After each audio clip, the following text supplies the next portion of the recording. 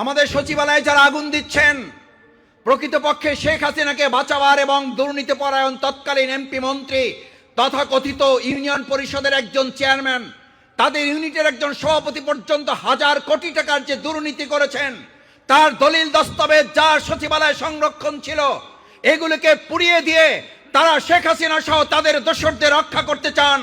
যেই দোসররা এই কাজে সম্পৃক্ত হয়েছেন, কান খুলে শুনে রাখুন, এই সমস্ত কাগজ পুড়িয়ে ফেললেও 18 কোটি মানুষের 2 চোখ আপনারা অন্ধ করতে পারবেন না। তাদের সাক্ষীর বিনিময়ে বিচার হবে, ফাঁসির কাস্টে তাদেরকে ঝুলাতে বাধ্য করা হবে। এখন তো সচিবালয়ে কয়েকটা ফ্লোরে আগুন দিয়েছেন, বিগত 17 বছর আপনারা পেট্রোল ঢেলে ঢেলে বিভিন্ন বাসগুলোতে আগুন জ্বালিয়ে আমাদের ভাইদের, যাত্রীদের, বোনদের পুড়িয়ে দিয়ে বিরোধী দলের নামে মিথ্যা মামলা সাজিয়ে আমাদেরকে দমন করতে পারেন নাই। আপনারা আমাদেরকে আগুন দিয়ে দমন করতে পারবেন না।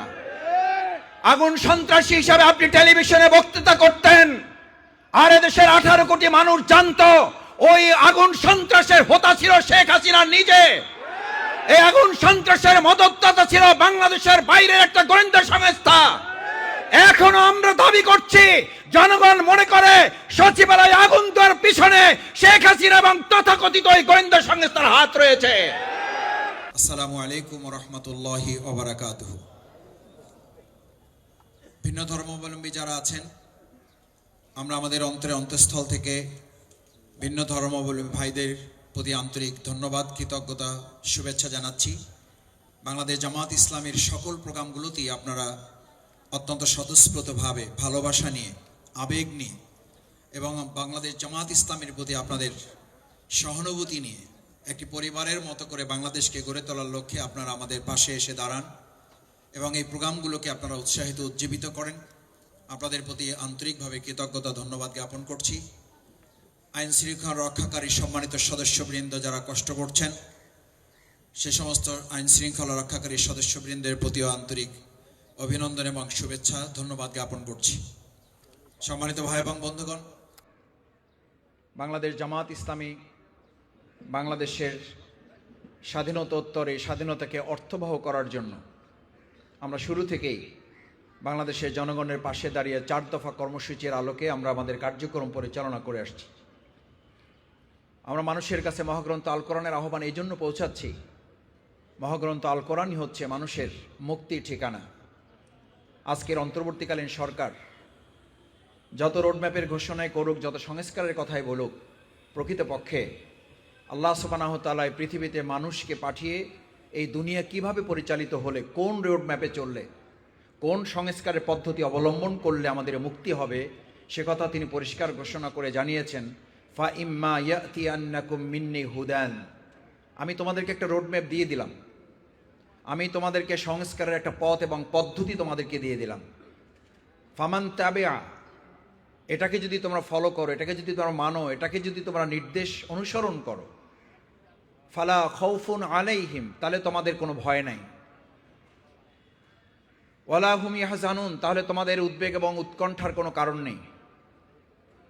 আল্লাহ সুবহানাহু ওয়া তাআলা যেহেতু মহাগ্রন্থ আল কোরআনকে একটা রোডম্যাপ উল্লেখ করেছেন, এটাকে সংস্কারের মূল প্রতিপাদ্য উল্লেখ করেছেন, বাংলাদেশ জামাত ইসলামী সেজন্য মনে করে আমরা কোরআনকে অনুসরণ করি, আমাদেরকে আর কোনো রাষ্ট্রকে অনুসরণ করার প্রয়োজন নাই। আমরা যেহেতু মহাগ্রন্থ আল কোরআনের মাধ্যমে আল্লাহকে ভয় করি, সুতরাং পৃথিবীর আর কোনো বন্দুকের নল এবং রক্ত চক্ষুকে আমাদের ভয় করার প্রয়োজন নাই। আমরা যেহেতু এক আল্লাহ তাআলার দেয়া এই বিধান মহাগ্রন্থ আল কোরআনের দাওয়াত মানুষের কাছে পৌঁছায়, সুতরাং তারা যদি দেশের বাইরে গিয়ে আবার দেশের ভিতরে ঢুকে এসে আমাদেরকে অস্থির করার চেষ্টা করে, সচিবালয়ে 2টা রুম অথবা 2টা ফ্লোর অথবা 2টা জায়গায় মন্ত্রণালয় তারা আগুন ধরিয়ে দিয়ে যদি মনে করে আবার বাংলাদেশে অস্থির করবে, আমরা বলবো আপনারা শুধু বোকার স্বর্গে নেই, আপনারা বোকারও রাজত্ব করছেন। তবে এটা ঠিক,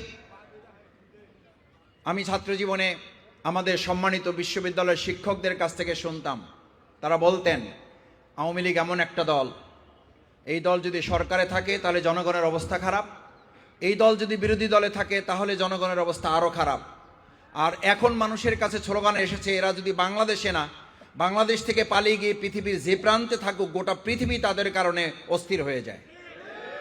তার প্রমাণ আমরা গত কয়েকদিন আগে পত্রিকায় এখনও দেখছেন, এই দেশ থেকে পালিয়ে গিয়ে পার্শ্ববর্তী তাদের রাষ্ট্রে গিয়ে সেখানে আমাদের মা বোনদের ইজ্জত নষ্ট করে ধর্ষণ মামলায় প্রায় 1 ডজনের বেশি সেখানে চুরি করে তারা গ্রেপ্তার হয়েছে।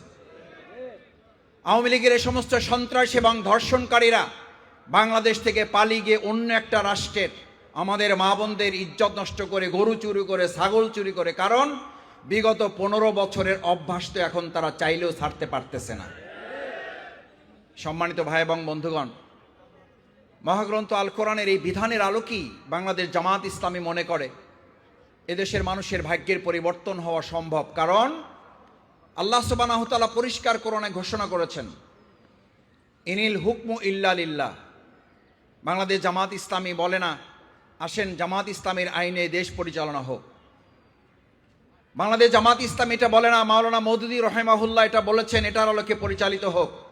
আজকে আমরা যে ময়দানে বসে এই কাজ করছি, সম্মেলন করছি, আমাদের অত্যন্ত প্রেরণার এবং মর্যাদার বাংলাদেশ জামাত ইসলামী বাংলাদেশের সম্মানিত সাবেক আমির, বর্ষিয়ান মজলুম জননেতা, যিনি বাংলাদেশে গুরুত্বপূর্ণ অনেকগুলো ভূমিকার মধ্যে ভাষা আন্দোলনের অগ্রণ সেনানী ছিলেন, বাংলাদেশের এই তত্ত্বাবধায়ক কেয়ারটেকার সরকারের যিনি রূপকার ছিলেন, যিনি বাংলাদেশের মানুষের ভাগ্যের পরিবর্তনের জন্য ভূমিকা পালন করেছেন, সেই অধ্যাপক গোলাম আজম রাহিমাহুল্লাহর স্মৃতি বিজড়িত অঞ্চল, তার কথার মাধ্যমে তো আমরা বলি না যে আসেন গোলাম আজম রাহিমাহুল্লাহ এই কথা বলেছেন, তার আলোকে আমাদেরকে পথ চলতে হবে।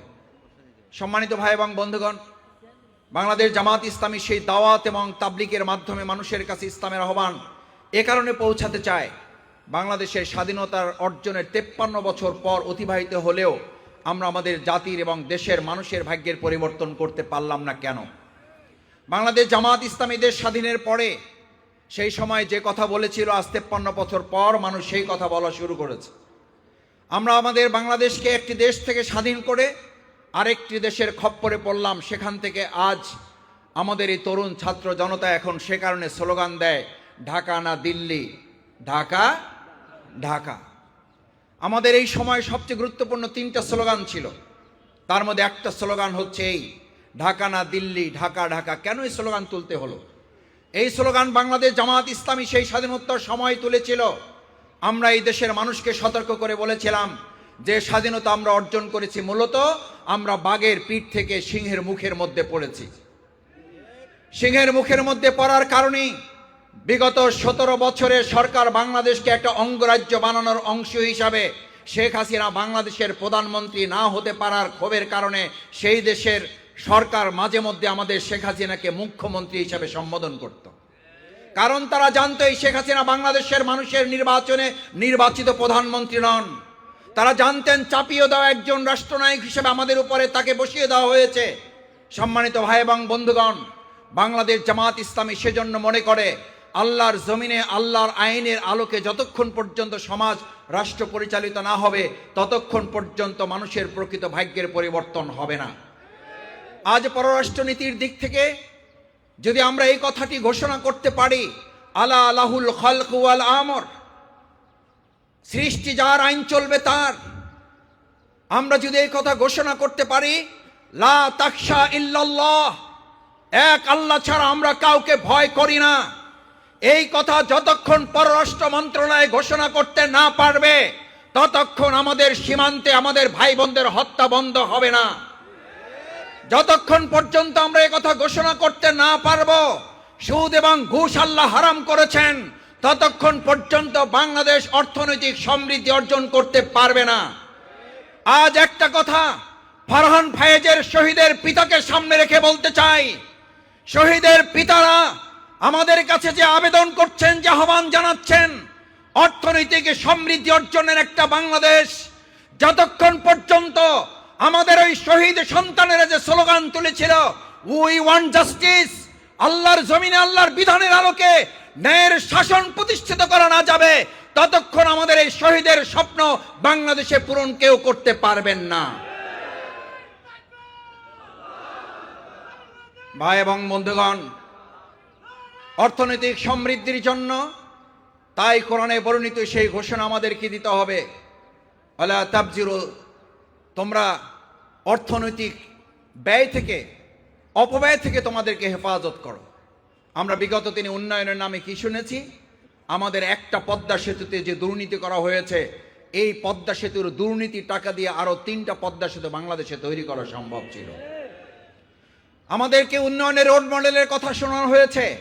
আসলে উন্নয়নের রোল মডেলের পরিবর্তে আমাদেরকে দুর্নীতির রোল মডেলে পৃথিবীকে পরিচিত করে দেওয়া হয়েছে। আমাদের সচিবালয়ে যারা আগুন দিচ্ছেন, প্রকৃতপক্ষে শেখ হাসিনাকে বাঁচাবার এবং দুর্নীতি পরায়ণ তৎকালীন এমপি মন্ত্রী তথা কথিত ইউনিয়ন পরিষদের একজন চেয়ারম্যান, তাদের ইউনিটের একজন সভাপতি পর্যন্ত হাজার কোটি টাকার যে দুর্নীতি করেছেন, তার দলিল দস্তাবেজ যার সচিবালয়ে সংরক্ষণ ছিল, এগুলোকে পুড়িয়ে দিয়ে তারা শেখ হাসিনা সহ তাদের দোসরদের রক্ষা করতে চান। যেই দোসররা এই কাজে সম্পৃক্ত হয়েছেন, কান খুলে শুনে রাখুন, এই সমস্ত কাগজ পুড়িয়ে ফেললেও 18 কোটি মানুষের 2 চোখ আপনারা অন্ধ করতে পারবেন না। তাদের সাক্ষীর বিনিময়ে বিচার হবে, ফাঁসির কাস্তে তাদেরকে ঝুলাতে বাধ্য করা হবে। সাথে একথাও পরিষ্কার বলি, সচিবালয়ে আগুন দিয়ে যদি কেউ মনে করেন এই অন্তর্বর্তীকালীন সরকার আর আমাদের জুলাই আগস্টের গণ অভ্যুত্থানের আন্দোলনের, বৈষম্য বিরোধী আন্দোলনের অকুতোভয় সৈনিকরা ভয় পেয়ে যাবে, তাহলে আপনারা বোকার স্বর্গে আছেন। কারণ আপনারা জুলাই আগস্টের গণ অভ্যুত্থান শুধু নয়, এখন তো সচিবালয়ে কয়েকটা ফ্লোরে আগুন দিয়েছেন। বিগত 17 বছর আপনারা পেট্রোল ঢেলে ঢেলে বিভিন্ন বাসগুলোতে আগুন জ্বালিয়ে আমাদের ভাইদের, যাত্রীদের, বোনদের পুড়িয়ে দিয়ে বিরোধী দলের নামে মিথ্যা মামলা সাজিয়ে আমাদেরকে দমন করতে পারেন নাই। আপনারা আমাদেরকে আগুন দিয়ে দমন করতে পারবেন না। আগুন সন্ত্রাসী হিসাবে আপনি টেলিভিশনে বক্তৃতা করতেন, আর এদেশের 18 কোটি মানুষ জানতো ওই আগুন সন্ত্রাসের হোতা ছিল শেখ হাসিনা নিজে। এই আগুন সন্ত্রাসের মদতদাতা ছিল বাংলাদেশের বাইরের একটা গোয়েন্দা সংস্থা। এখনো আমরা দাবি করছি, জনগণ মনে করে সচিবালয়ে আগুন দেওয়ার পিছনে শেখ হাসিনা এবং তথাকথিত ওই গোয়েন্দা সংস্থার হাত রয়েছে। বাংলাদেশ জামাত ইসলামী ইতিমধ্যেই বার্তা দিয়েছে। আমাদের পক্ষ থেকে সংগঠনের সেক্রেটারি জেনারেল অধ্যাপক মিয়া গোলাম পরোয়ার, সাবেক এমপি, বিবৃতি দিয়েছেন, অতি সত্বর সুষ্ঠু নিরপেক্ষ তদন্তের মাধ্যমে তাদেরকে খুঁজে বের করে আইনের আওতায় নিয়ে এসে এবং ভবিষ্যতে এরকম আর কোনো দুর্ঘটনা যেন ঘটতে না পারে সে ব্যাপারে সতর্ক থাকার জন্য আমরা বর্তমান তত্ত্বাবধায়ক অন্তর্বর্তীকালীন সরকারকে আহ্বান জানিয়েছি।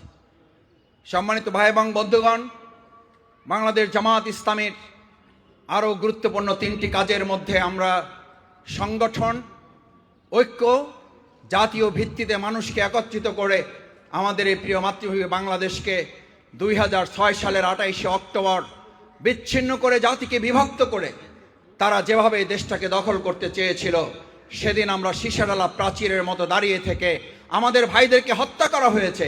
আমাদের নেতৃবৃন্দকে আমরা হত্যা করতে দেই নাই। আমাদেরকে হত্যা করা হয়েছে, আমাদের অফিসে আগুন জ্বালাতে দেওয়া হয় নাই। আমাদের ভাইদেরকে শহীদ করা হয়েছে, আমাদের সেদিনের পল্টন ময়দানের মঞ্চের ধারে কাছে আমরা সন্ত্রাসীদেরকে আসতে দেই নাই। 2006 সালের 28শে অক্টোবর সকাল 7টা থেকে দুপুর সন্ধ্যা 7টা পর্যন্ত 12 ঘন্টা লড়াই করে আমাদের ভাইয়েরা সেদিন প্রমাণ করেছে বাংলাদেশ জামাত ইসলামীকে শহীদ করা যায়, 1 সেকেন্ডের জন্য আমাদেরকে মাথা নত করানো যায় না। আমাদের নেতৃবৃন্দকে ফাঁসি দেওয়া যায়, আমাদের নেতৃবৃন্দকে হত্যা করা যায়, আমাদের এই পাশের ডিবি অফিসে রিমান্ডের নামে অত্যাচার করে ভাইদেরকে আহত এবং পঙ্গুত্বের দিকে ঠেলে দেওয়া যায়। কিন্তু বাংলাদেশ জামাত ইসলামীর এই নেতৃবৃন্দ বেঁচে থাকতে আমাদের অর্থনীতিকে আমরা পঙ্গু করতে দেব না। আমাদের শহীদরা হাত হারিয়ে পঙ্গু হয়েছেন এই কারণে, তারা পঙ্গুত্ব বরণ করেছেন দেশের অর্থনীতিকে পঙ্গুত্ব থেকে বাঁচানোর জন্য। আমাদের অসংখ্য ভাই হাত এবং পা হারানো ভাইদেরকে যখন জিজ্ঞেস করা হয়েছে আপনার একটা হাত চলে গেছে, আপনার অনুভূতি কি, তিনি হাসি দিয়ে বলেছিলেন, আমার একটা হাতের পঙ্গুত্ব বরণ করার মধ্য দিয়ে বাংলাদেশের পঙ্গু অর্থনীতিকে যদি বাঁচানো যায়, আর একটা হাতও আমি দিতে প্রস্তুত আছি। এরকম সোনার সন্তানেরা যে বাংলাদেশে আছে, এরকম সোনার ছেলেরা যারা শহীদ ফারহান পায়েজের মতো ছেলেরাই বাংলাদেশে আছে, সেই বাংলাদেশ নিয়ে আর কাউকে ষড়যন্ত্র এবং সিনেমিনি খেলতে দেওয়া হবে না। আমাদের ভাইরা অন্ধ হয়েছেন, কিন্তু আইএমএ জাহিলিয়ার অন্ধকার থেকে বাংলাদেশকে আলোকিত করেছেন। আমাদের ভাইয়েরা জীবন দিয়েছেন, কিন্তু আমাদের মৃত স্বাধীনতাকে তারা আবার নতুন করে উজ্জীবিত করে এখন মানুষ 1971 সালে স্বাধীনতা পর আবার নতুন করে বলতে শুরু করেছে আসলে আমাদের দেশ স্বাধীন হয়েছে 2024 সালের 5ই আগস্ট। আজকে আমাদের শহীদ পরিবারের পক্ষ থেকে যে দাবি উঠেছে, আমরা শুধু বলবো তাদের গেজেট প্রকাশ করে শেষ নয়, আমাদের প্রত্যেকটি শহীদ পরিবারকে সম্মান এবং মর্যাদার সাথে এই নতুন বাংলাদেশে বসবাস করার ব্যবস্থা তাদেরকে করে দিতে হবে। প্রত্যেক শহীদ পরিবারকে রাষ্ট্রীয়ভাবে সম্মান এবং মর্যাদার জায়গায় তাদেরকে উন্নীত করতে হবে। আহত এবং পঙ্গুত্ব প্রত্যেকটি পরিবারকে রাষ্ট্রীয়ভাবে তাদেরকে কোনো একটা আত্মকর্মসংস্থানের ব্যবস্থা করে দিতে হবে। আমরা এই কারণে এই কথা বলছি যে শহীদ এবং আহত পঙ্গুত্ব ভাইদের সামনে রেখে এই সুন্দর বাংলাদেশ বিনির্মাণ হলো, যদি তাদেরকে সম্মান এবং মর্যাদাবান করা না যায় তাহলে আওয়ামী লীগের মতো আমাদেরকেও ওই বিচারের কাঠগড়ায় দাঁড়াতে হবে। কারণ 71 সালের মুক্তিযুদ্ধকে আওয়ামী লীগ তাদের নিজেদের ব্যক্তিগত দলীয় এবং পারিবারিক সম্পদে পরিণত করেছিল, আর বাংলাদেশ জামাত ইসলামী বলছে 2024 সালের জুলাই আগস্টের গণ অভ্যুত্থানের শহীদ জামাত ইসলামী বা কোনো রাজনৈতিক দলের নয়। 2024 সালের জুলাই আগস্টের গণ অভ্যুত্থান কোনো একটা দল বা ব্যক্তির সম্পদ নয়। 2024 সালের জুলাই আগস্টের গণ অভ্যুত্থান এদেশের 18 কোটি মানুষের সম্পদেরকে সেভাবেই আমাদের কাজে লাগাতে হবে। আওয়ামী লীগ যেভাবে 71 এবং মুক্তিযুদ্ধকে বিতর্কিত করেছে, আওয়ামী লীগ যেভাবে 71 এবং মুক্তিযুদ্ধদের কলঙ্কিত করেছে, আগামী দিনে দেশের মানুষ 2024 সালের নতুন স্বাধীনতা যুদ্ধকে, মুক্তিযুদ্ধকে, নতুন প্রজন্মকে আর আমরা কাউকে বিতর্কিত করতে দেব না। সম্মানিত ভাই এবং বন্ধুগণ, তাই আসুন আমাদের এই সুন্দর মাতৃভূমি বাংলাদেশকে গড়ে তোলার লক্ষ্যে বাংলাদেশ জামাত ইসলামী সৎ লোকের শাসন, আল্লাহর জমিন, আল্লাহর আইন এবং একই সাথে আমরা সংস্কারের মাধ্যমে আমাদের দেশের মানুষকে আজ যদি ভালো জায়গায় নিতে হয় তাহলে শুধু সচিবালয় রক্ষার পাশাপাশি আমাদেরকে মাথায় নিতে হবে যে সমস্ত দোসররা আছে তাদেরকে চিহ্নিত করে গ্রেপ্তার করার পাশাপাশি সৎ, যোগ্য, দক্ষ, দেশপ্রেমিক অফিসারদেরকে বাংলাদেশ পরিচালনা বিভিন্ন জায়গায় এখনো বঞ্চিত করে রাখা হয়েছে। অতি সত্বর তত্ত্বাবধায়ক সরকার ইন্টারিম গভর্নমেন্টের কাছে আমরা আহ্বান জানাই, আজকের এই সম্মেলন থেকে উদাত্ত আহ্বান জানাচ্ছি, আমাদের সেই সৎ, যোগ্য, দেশপ্রেমিক সমস্ত নাগরিক যারা অফিসার হিসেবে বিভিন্ন জায়গায় পদবঞ্চিত আছেন তাদেরকে অতি সত্বর আসল জায়গায় বসিয়ে দেশ পরিচালনার জন্য আপনারা সংস্কার কাজ সম্পন্ন করুন। সে তাহলেই আমাদের ষড়যন্ত্রকারীরা বুঝতে পারবে এই বাংলাদেশকে আর কোনোভাবে ক্ষতিগ্রস্ত করা যাবে না। আসুন সেই সুন্দর বাংলাদেশ বিনির্মাণে আমরা প্রত্যেকের জায়গা থেকে ভূমিকা পালন করি, সেই প্রত্যাশা ব্যক্ত করে আমি আমার কথা শেষ করছি। আল্লাহ হাফেজ। বাংলাদেশ জিন্দাবাদ, বাংলাদেশ জামাত ইসলামী জিন্দাবাদ, রমনা থানা জিন্দাবাদ।